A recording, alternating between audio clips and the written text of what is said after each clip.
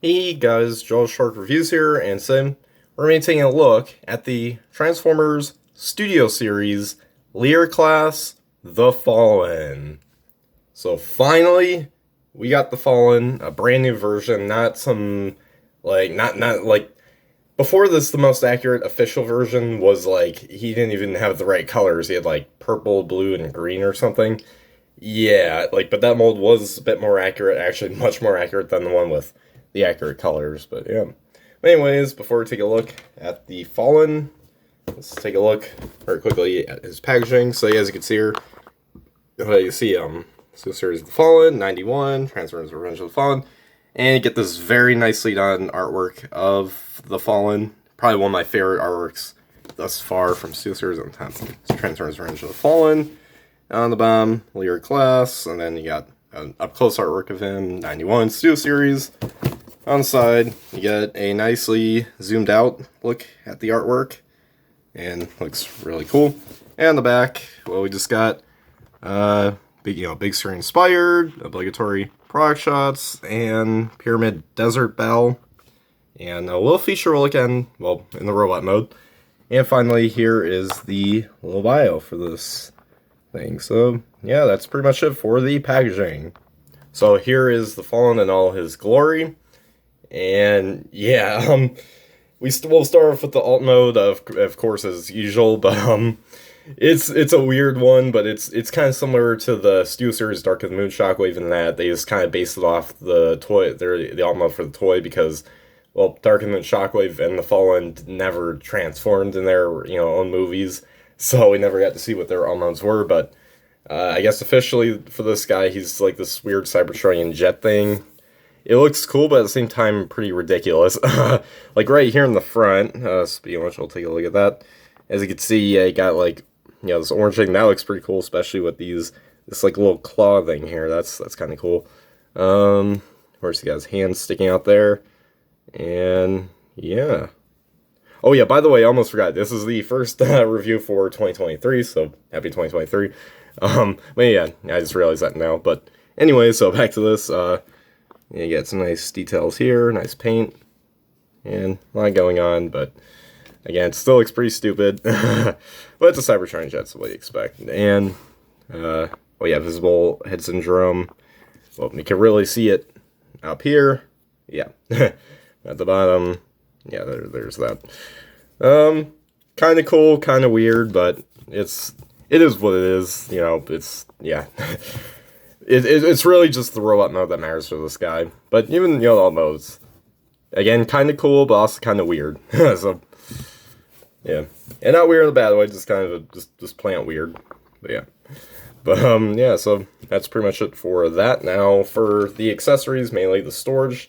He does come with his staff from the movie. There it is from a far distance. And let's take a look at the details up close. So, if you're wondering why I'm showing this off now, well, there is storage for these, for this right here. However, it is not stored like this, obviously. It is split in half right here. It comes packaged split, the staff. But, yeah, there you go. And yeah, so in order to store it, well, there's these little posts on both parts of the staff, and then there's these holes right here and here, and then you can just attach that into there. We'll just put this one in for now. Yep. There you go. And yeah, that's that. And you can imagine what this one looks like. There you go. There's that. But yeah, that's pretty much it for the accessory storage. So let's get that off. And let's get right down to the almost size comparison. So yeah, so for anyways, now for comparison, here he is with his little his apprentice Megatron, and this is him from Revenge of the Fallen, obviously, his tank mode. And you can see how those two scale together there. Not that it really matters since the Fallen never transformed, but yeah. So anyways, yeah, there's Megatron. That's the only comparison we'll really do, since I don't know any other Fallen figures, so yeah. But yeah, that's pretty much it for the alt mode. So let's get right down into the transformation for this guy. So starting off, you just want to lift this up. And the ball joint for this, it's a little big. This one likes to pop off this one. not as much, but I guess, well, no, it's not really wanting to pop off. This one kind of does, though. And this one raises up. Yeah, see, I told you. Yeah, I'm pretty sure for this, like, it's not just me. There's probably a lot of other people that have issues, whether it's this one or both. But yeah. And, if you're wondering how this all connects, well, let's show it off. So you see, these slots here, well, the tabs right here, not this one, the smaller one, that goes into there. So that's how that works. Alright, so yeah, you just want to put those back and then maybe straighten them out. There you go. And so next what you want to do is you want to untab the knees. There's a little post here. And there's a slot in there. It's kind of hard to see. But it's right there. You just want to do that. And just move this out. You want to do the same thing here. And next, you then want to just flip this out here. And now squeeze into place. And I have to raise up the camera for this guy. And mainly since this guy's pretty tall when you transform him. I mean, he's pretty tall, like, even like when he's, fully transformed. So that's pretty good for a leader figure. But yeah. So anyways, what I want to do next here is rotate here at the thigh. Just a little bit. There we go. And then rotate the knee section all the way around. And then rotate around the shin up to about here. And then next, flip up the front toe and then the side toes. You just want to do the same thing here. And then you just want to do the knee thing and then rotate around the shin. So there you go. Now you got both legs completed. So now we shall move on to the upper half. So then what you want to do is you want to untab the arms from the shoulders. So a little hard to see here. There we go. So you just want to tab that. Yeah, there's a tab, and it goes into, where is it? Right there. This is it's hard to see, but yeah, it's right here. So you just want to raise that up, straighten that out, and then lower down the shoulder side, and then rotate the what's we're looking for, the just the upper arm, and then next you want to do the same thing here, lower this down. And rotate that around. And there you go. So it looks a bit more familiar. A more familiar look. So yeah. Oh, and then next you just want to lower down the chest panel. And you just want to click that. There you go, into place. So we're almost done. Now we just got to, well, first lift these up just a little bit. And then after that, want to go into here, and these I think one of these is not assembled like in when you get out of the packaging, so but yeah, so yeah, you will have to put those on. But yeah, so anyways, if you're figuring out how to put it on, I see this tab here, and then there's like this little slot here. That's where it's supposed to line up, and you just want to kind of put that in there. There we go, and slide that in. Oh, and then this, yeah, we'll just put this on like this. And there we go. And then, of course, reattach to the ball joint here. And I think that is it. So there you guys have the one and only Fallen in his robot mode. And this guy turned out even better than I initially thought. Open this, popped out. That's one issue I do have with this guy. These ball joints like to pop out, especially this one. Yeah, but anyways, so there you guys have the Fallen, and again, incredibly done figure. You guys can see why I chose this guy for my debut video for 2023, because this guy is a monster, but at the same time, very nice. So, anyways, taking a look at the head sculpt here. Now note, this isn't assembled in packaging. Because well, I'll show off what's behind this map. I mean, you probably saw in the packaging, and you guys probably know what it is. It's his face one after it got ripped off, but yeah, so it doesn't come on like packaged and stuff. You can leave this on while transformed, as you saw before, but But it's not on like when he's packaged. It's not on. So if you guys are wondering where it's at, there's like a kind of I think it's like a tissue paper, yeah, in the back of the box and or like inside the box and then the back beyond the figure, and then there's and it's in there, so you just have to open them. So that way you guys don't accidentally throw it out and wonder where the little mask for this guy is or his head before it got ripped off by Optimus. But yeah, but anyways, incredible head sculpt, very nice paint. The metallic blue looks nice. I'm not sure if he had that in the movie, but nonetheless, it works. It works very well, especially in the other spots where it's painted right here, and on the belly. Well, not the belly, just the upper torso, I should say. Now here's now speaking of which, so yeah, if you guys remember in the movie, if you've seen it, Optimus Prime kills the Fallen by first ramming into him and ripping off his face, and you literally tell him, "Give me your face," and then, and there you go. That's what it looked like, and surprisingly enough, this is actually accurate to the movie. That's right. Underneath, the Fallen has bird lips. Yeah, because I mean, if you look at it, it kind of looks like a bird, but. Anyways, yeah, here's the head sculpt for that. It's weird, but I guess it's nicely done. It's accurate, and yeah, this guy does have light piping right up here, and he also does have a little bit with the mask here. Although it's a bit hard to, or actually no, up here is where the light comes in for the mask. But for this guy, well, it looks like a little hair thing up there. But yeah, so there's light piping, and what's interesting is that you can actually open the jaw up to here, and so that way you can show off his pain and misery after being rammed by Optimus. So yeah, that's just wonderful. But yeah, there's a little thing in there. Okay, but yeah, so that's what that looks like. But I'm glad that they put that in, even if we get to see him suffering and stuff. Like, man, that is so not Optimus, except in the Bayverse. But yeah. Anyways, for other details, pretty nice. And the back, it's got outside chicken legs, and I do like the sculpting they did right here for like the spine. That looks really cool. Yeah, lots of nice sculpting. So yeah, that's pretty much it for that. Now for articulation, the head can move side to side and look up and down. If you remove this, there you go. You just have to rearrange this, and then there you go. And yeah, I can look up a little bit and then side to side. All right, now for the rest of the articulation, the arms or shoulders. Oh, actually, no, that's not. I don't think that's part of the articulation. Hold on a sec.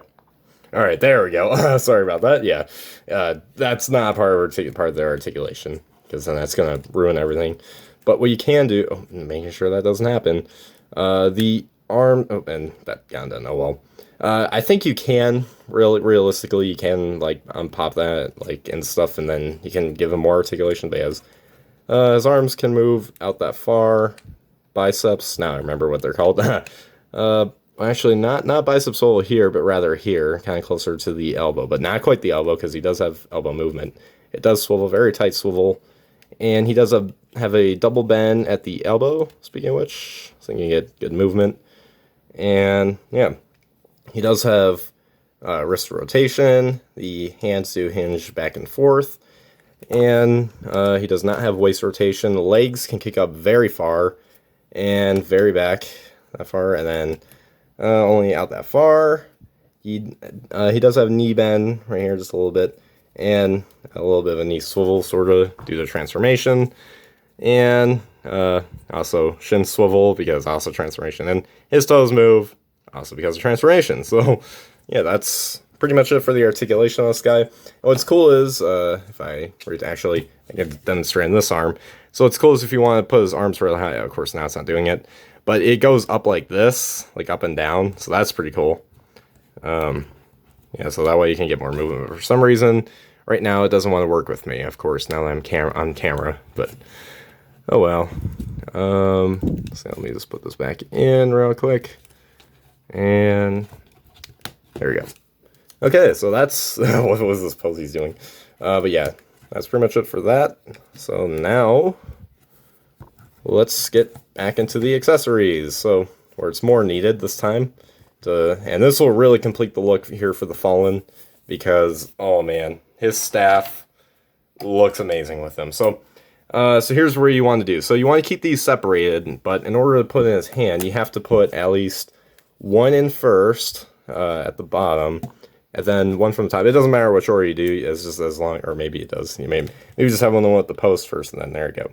And then once you get that all in and strained out, then you just want to clip them together, and then that's how you get in his hand. Otherwise, if you try to stuff it in, well, good luck. You're probably not likely going to do it unless you break it, but that's not a good idea, especially on a figure that's over $50. But yeah. So there you go. There he is with this staff, and oh man, this looks amazing. This really completes the look. I should try to see if I could put him in Coronation Starscream's chair or throne. That would actually look kind of cool. But yeah, so there is the Fallen with his staff, and yeah, looks amazing. Like Hasbro really nailed this guy. They knocked him out of the park, and better than even I expected. Because I thought it's like, okay, it's gonna be good, but it's not gonna be any better than what we've gotten before. No, this is a really good Fallen right here, a very good figure. And yeah, so there's that. So yeah, but anyways, now for the let's straighten out a little bit. Fallen's a little hard to get straightened out, I guess. Well, maybe he's not, but due to his weird legs and stuff, and arms, his odd body structure, gets a little hard to stand up straight. But anyways, yeah. So now for the size comparisons in robot mode, here he is with Revenge of the Fallen Megatron, and yeah, this guy has a lot more pain, looks a lot cooler than this Megatron. Now, this is one of my favorite Megatron designs, probably my second, only behind the Last Knight. Funny enough, because Last Knight's least favorite Bayverse movie, or just worst Transformers movie of all time.